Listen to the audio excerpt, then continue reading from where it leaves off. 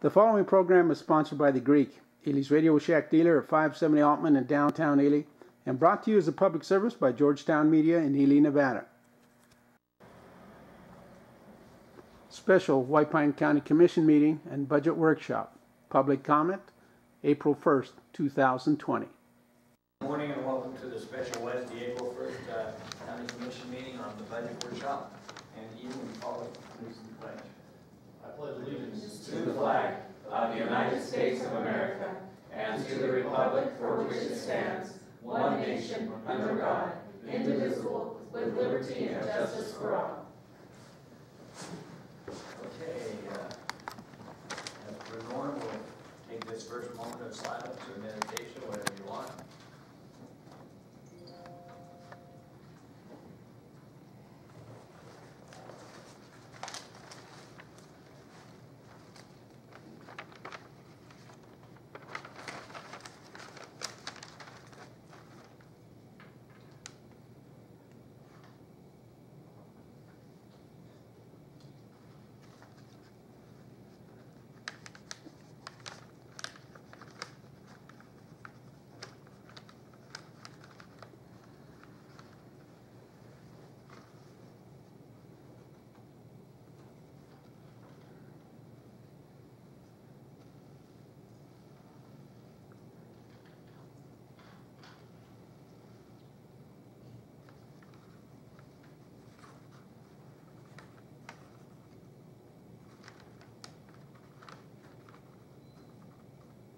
Okay, the first item on the agenda is public comment. Is Caroline on here this morning, or? Yes. Okay. Yes, I am. Thank you, Mr. Chairman. Mr. Chairman and members of the County Commission, Caroline McIntosh, for the record, from the Nevada Small Business Development Center. I asked Nicole if she would copy and hand out information on the COVID-19 small business disaster back, and would encourage you to share this with any small business owners and independent contractors that you are aware of. It's a wonderful program, but however, it is one that you can act very quickly to fill out the applications, and I expect the funding to be completed very soon. So they're all out there, and there's Michelle features and my phone numbers. If you need more assistance, we're here to help you at no cost for any of our businesses and independent contractors.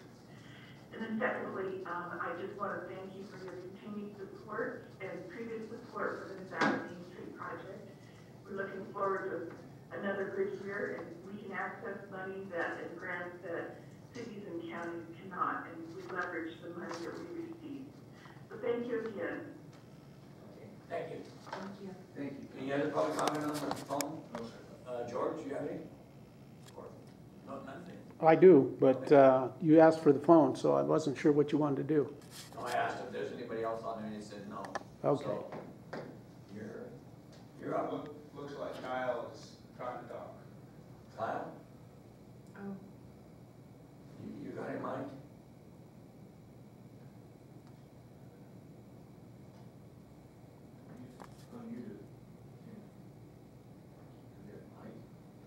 Are you there, Kyle? I hear you, buddy.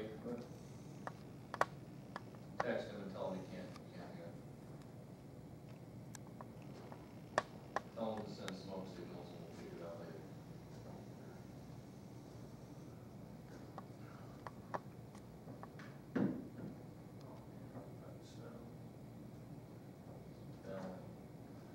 You're an IT guy, huh? Are you there, Kyle? You got it tight. Well, let's let George come on if Kyle comes on later. That's You okay. can't hear us, is that okay.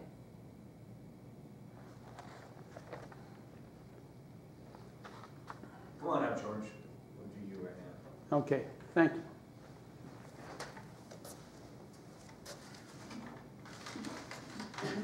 Thank you, Mr. Chairman.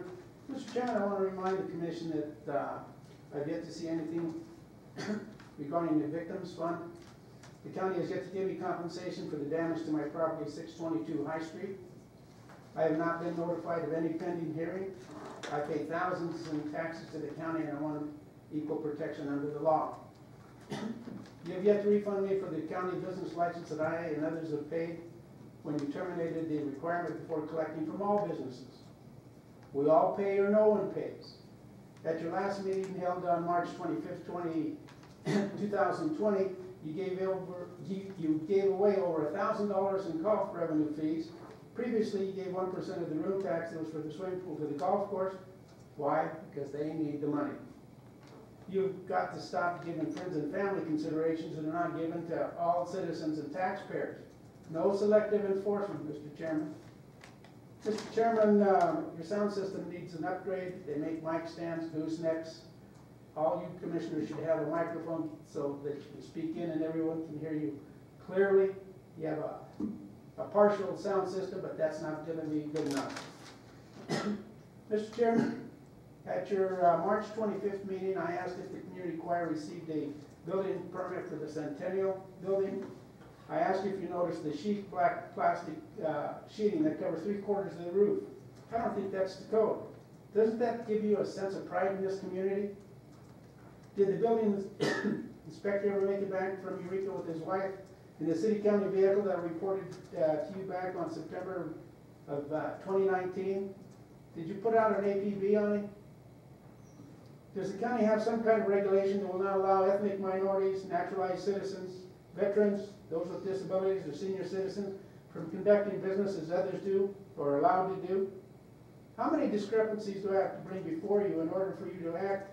That building inspector is your single biggest detriment to growth in this county and the city.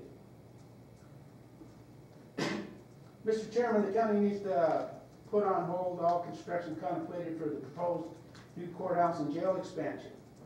The economy is rocky at best. That includes city, county, state, federal revenues. Taxes are not going to come in as usual.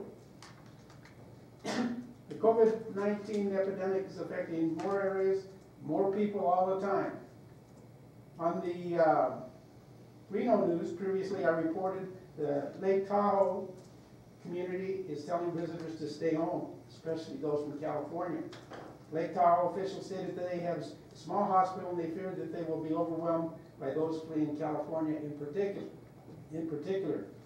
I caution you, you bringing in construction workers and be coming from an infected area is going to cause us a problem. We have a small hospital. We're 250 miles from any major community, all of which have viruses.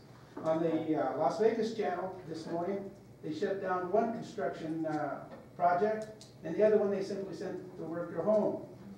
We can't do that. Your 3 minutes are up, George, thank you. I need some answers, Mr. Chairman. I've been waiting for a long time. How long do I have to wait? Are you familiar with the open meeting law? Your 3 minutes are up, George. Thank you. Thank you for your comment. Is there any other public comment? Do we have Kyle on the phone? Yeah, Kyle, just wanted to. Can you guys hear me now? Yeah, we hear you. Yes. Yeah. Go ahead. Hey, all right. Cool.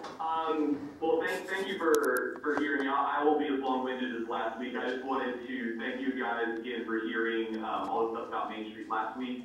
I wanted just to reiterate when you guys go over your budget today that this is an investment that turns money into more money.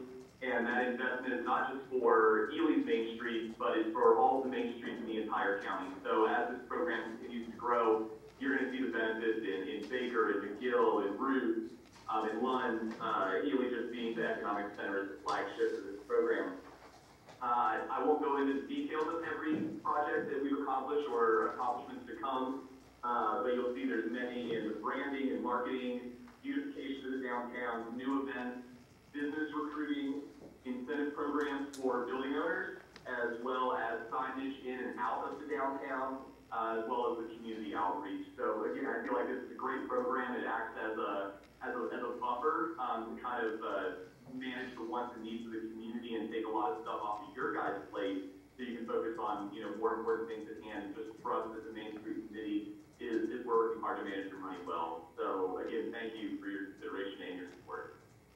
Thank you for your comments. Is anyone else on the phone? No, sir. No one else there? Okay. We'll go ahead and go to item 1. It's the budget workshop. A, discussion of possible action, direction or approval related to all revenues and expenditures for the FY21. I won't list each and every every single office, I just listed them as they are, and I'm gonna pretty much turn this over to Elizabeth, and is that okay with you, Elizabeth? Yes. And we'll let Elizabeth kind of walk us through what we're working on today. Thank you. Okay, thank you. So this morning, what I want to talk mainly about, so that you can make informed decisions at your meeting next week, is the revenue projection. So first, I gave you some information this morning, and the first one in that packet has to do with our ad valorem taxes. I'm required to utilize the numbers provided by the Department of Taxation unless I can have a solid basis for utilizing different numbers. This fiscal year, I'm going to propose that we use different numbers. They estimate that our net proceeds are going to be approximately 5.1 million. The current year is 3 million, and that's just in our general fund. My proposal is, I think they're thinking, they did these projections prior to everything tanking, and I think we need to cut that in half. I am comfortable with cutting that by 50% on the net proceeds. If you look at the second page in that package, you see the 1-year copper prices. And you can see how that has just plummeted since the beginning of this calendar year. Now, your net proceeds revenues are generated based on a calendar year, not a fiscal year. So we've started out very poorly, and I don't see an immediate recovery.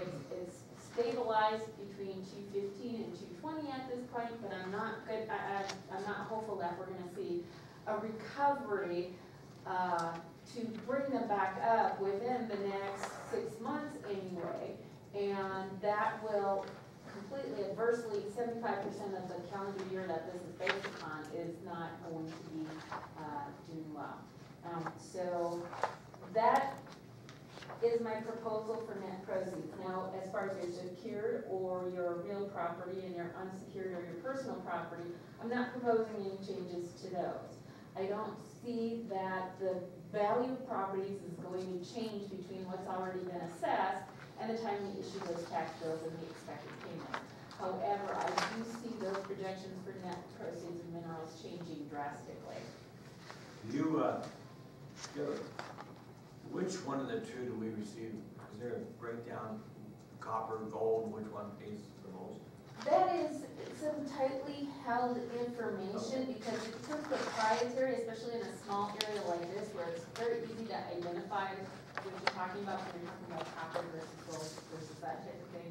So even for me trying to get that kind of information from the Department of Taxation, it's very generalized. But gold is doing much better than copper. However, our largest mine at this point is the copper mine. And I would ask for your feedback. If you feel I'm being too conservative, let me know. I have put 100% of net proceeds to the Justice Center project for next year because I don't think we should rely on any of that operationally, and if we don't get all those revenues, we'll just cut it back. And if we do have additional, then it drops to your fund balance, or you can appropriate that in the next fiscal year. It's a conservative approach, I understand that, and if you want me to take a different approach, I'm happy to do that.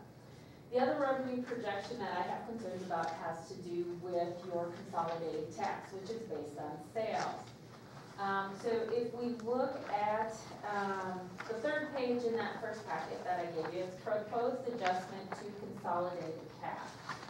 And so it was very difficult to come up with what's a reasonable estimate because they're showing that we should be going up based on the estimates from the Department of Taxation because the taxation projected for next year is 3.4 million. This year's budget is 3.6 million, but you have to remember we did an interlocal agreement that gave 200,000 of that to the city of Ely. So voluntarily we gave some of that away in exchange for our tax rate by that interlocal CTX agreement that we did. So actually their number would be, I don't know, about $70,000 higher if we took that into account as far as what they're projecting for next fiscal year. I don't see that happening. I'm So what I attempted to do was take a look at the industries that I think are going to be adversely impacted and adjusted those numbers, and then came up with an overall estimated change of 80%. I believe that because we are not going to see an immediate recovery of the economy, your main retails, your gas, your food stores, that kind of stuff, those things will continue. But your wholesale and your manufacturing are related very closely to your mining industry, and I see that as slowing down until the mines pick back up.